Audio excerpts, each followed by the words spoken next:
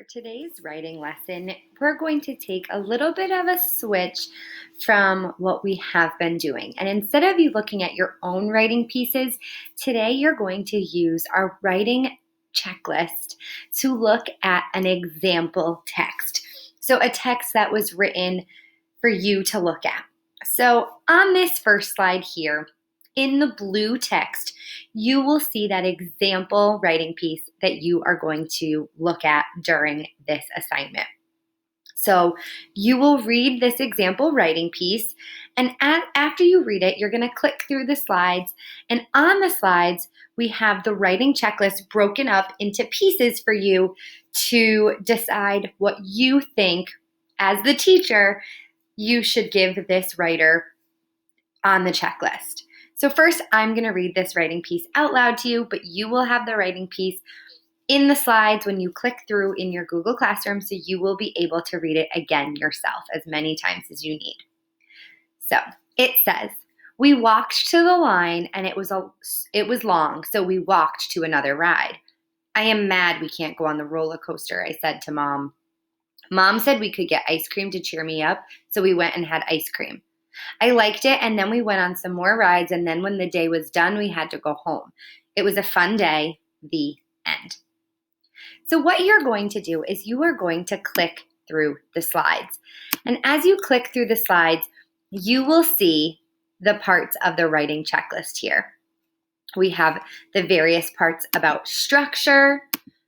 We have about development, language conventions, and then it ends with the punctuation. So here when we start on the first slide about structure with the lead, you're going to read what it says here on the checklist.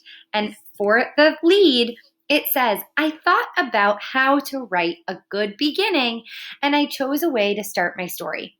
I chose the action, talk, or setting that would make a good beginning." So what you're going to do is you're going to reread that beginning lead section of this example writing piece. And then you're going to decide, does this example writing piece, yes, it has that strong best lead that it possibly can.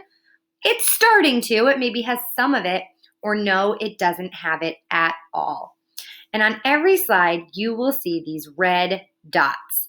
And what you're going to do is you're going to click on the red dot, hold it down, and drag it to where you think it should go. So if you think it's starting to, you'll put it there.